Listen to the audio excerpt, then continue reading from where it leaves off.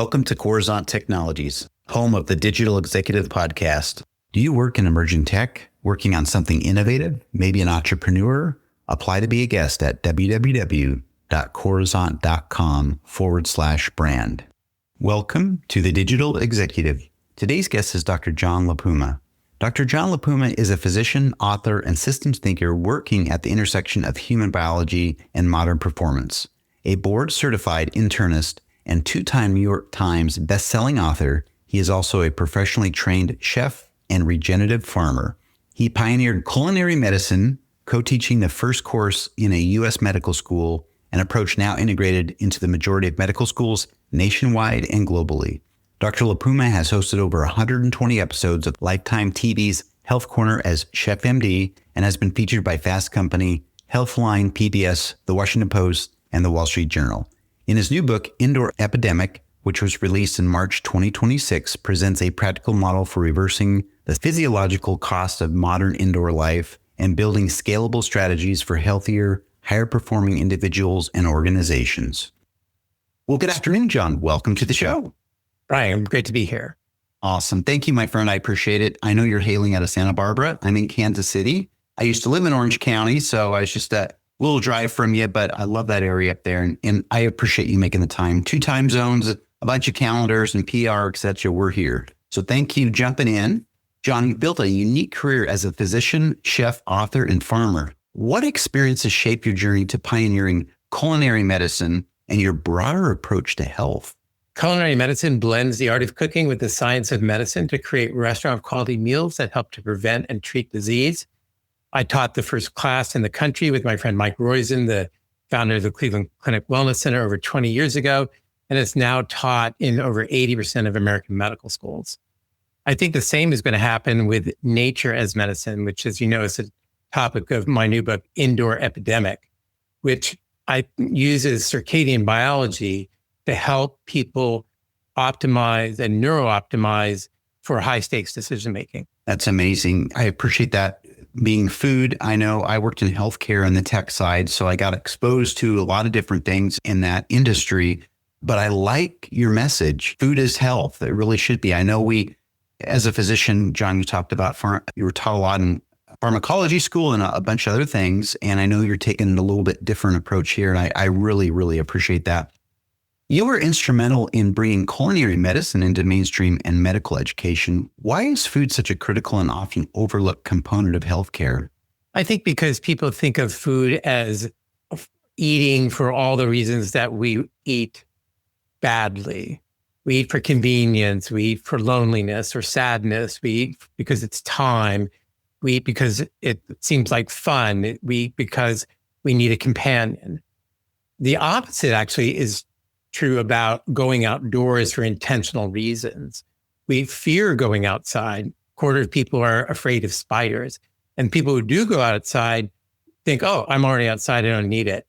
But your listeners built the digital economy and they're paying for it with their biology because they're not optimizing this digital transformation that they've created. It has a blind spot. Companies optimize AI and cloud and automation, but they ignore the biology of the people who are running it. And that's the failure point. And both outdoors time and culinary medicine hit that.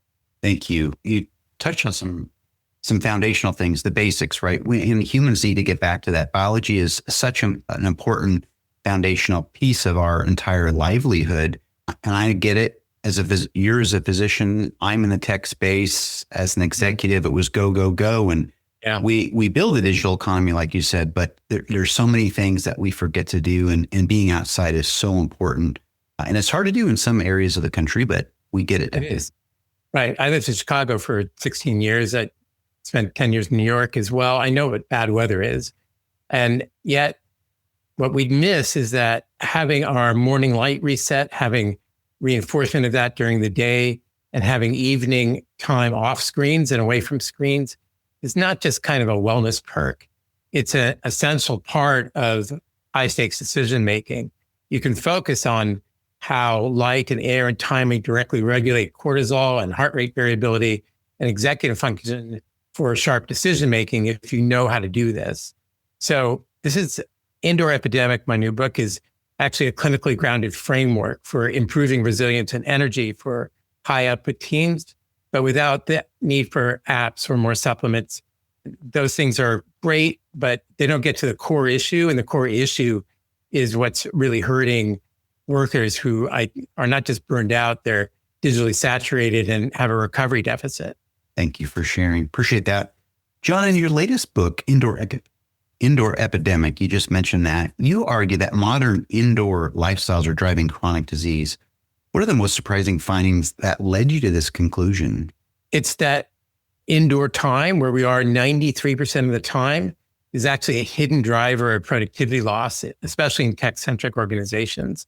In many ways, presenteeism is costing more money than absenteeism because employees are so focused on some hitting their numbers, some just getting through the day to crank out the next task, that they don't have any time for restoration.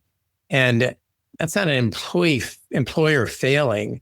It's the non-recognition of how biology works. With indoors all the time, you have stale air that doesn't circulate, CO2 builds. You have static light, which is 25 to 50 times less bright than outdoor light, which is what you need to set your circadian rhythm and to align every cell in your body that way. You have a lot of cognitive overconsumption without biological recovery. So your decision quality goes down. And yet, if you even go to a window a minute, an hour to reset your vision, your eyes need distance like your lungs need air. That scrunch around your eyes goes down.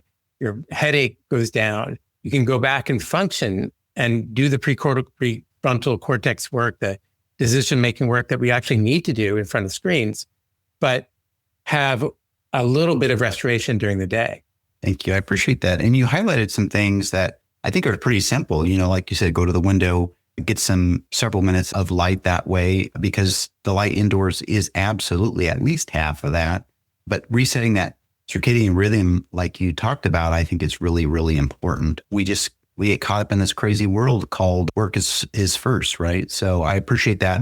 And John, as we look ahead to the future, how do you see medicine evolving to incorporate lifestyle, environment, and nature-based interventions?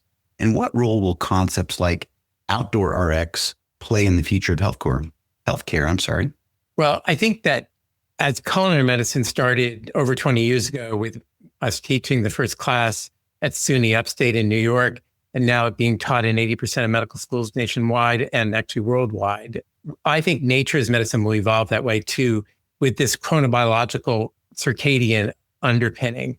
We've actually tested this in a burnout test here for a health services organization, giving people alternatives about going outside versus taking care of plants versus funny texts about nature versus aromas and other natural sensory inputs, and found that even 5 minutes outdoors made a difference during the day, but not for the reasons you would think, not because you're away from work.